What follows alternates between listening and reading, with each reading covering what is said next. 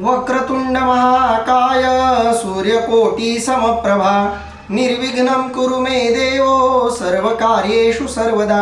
पुंडलीकवरदारि विठ्ठल श्री ज्ञानदेव तुकाराम. पंढरीनाथ भगवान की जय. माऊली ज्ञानेश्वर महाराज की जय. जगद्गुरु संत तुकाराम महाराज की जय. सब संतन की जय. माऊली महावैष्णव ज्ञानोबारायांच्या परमश्रेष्ठ अशा ज्ञानेश्वरी ग्रंथाचं चिंतन करत आपण 85 क्रमांकाच्या ओव्यांपर्यंत आलोत.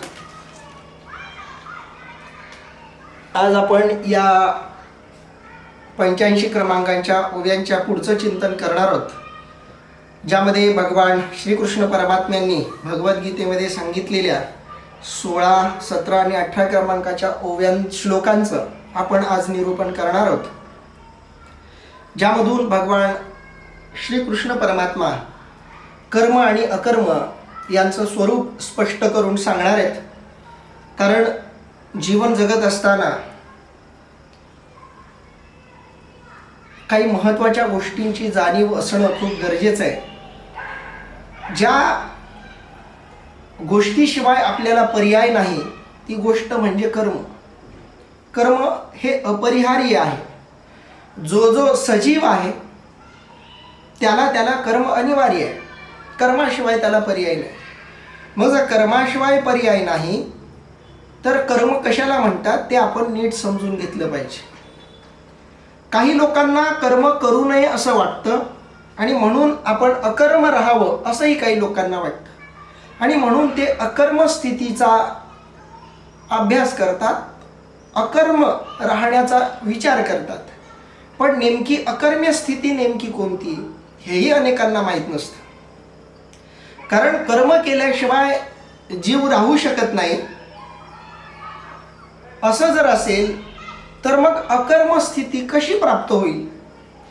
तर ती अकर्म स्थिती कोणती, नैष्कर्म्य स्थिती कोणती आणि विकर्म स्थिती कोणती, या काही महत्त्वाच्या सूक्ष्म गुंतागुंतीच्या संकल्पना यांचा उलगडा आज भगवंत आणि माऊली करणार आहेत, ज्यातून आपल्याला कर्मही कळेल, विकर्मही कळेल, अकर्मही कळेल आणि नैष्कर्म्यही कळेल.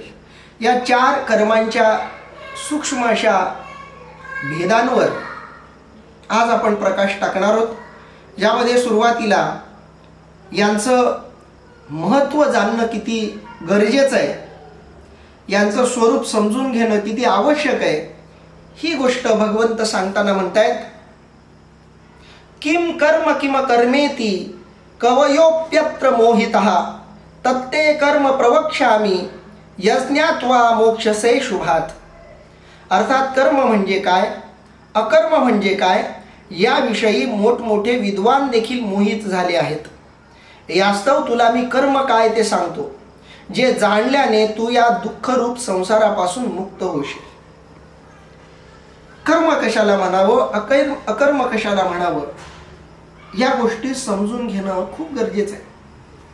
कारण ही गोष्ट नीट न समजल्यामुळं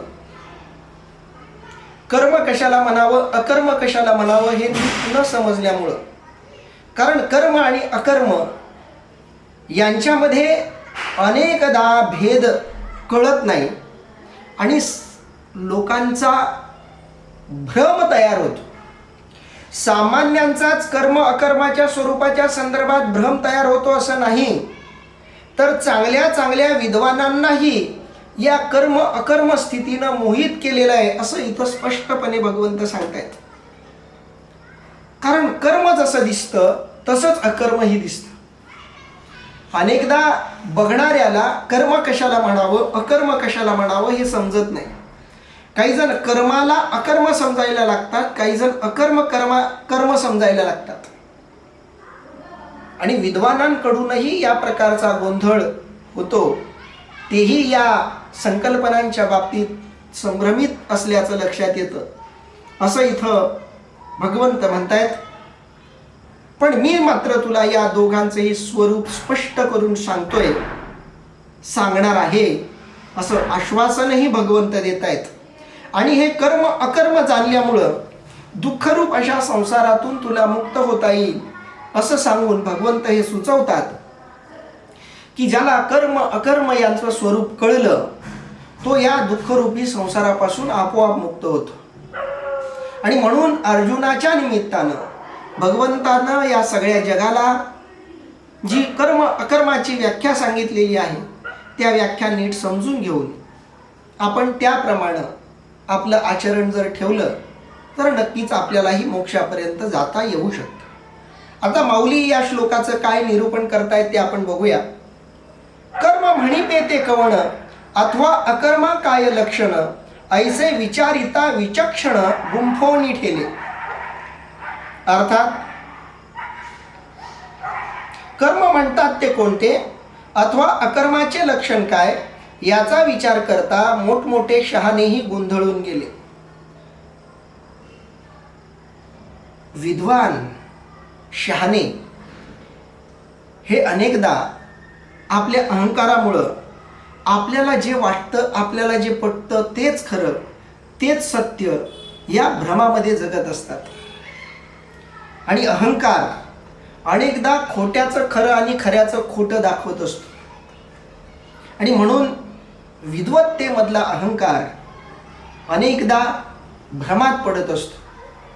खऱ्याला खोटं खोट्याला खरं सुद्धा समजण्याची चूक या विद्वानाकडून होऊ शकते. कर्म आणि अकर्माचं स्वरूपही असंच आहे.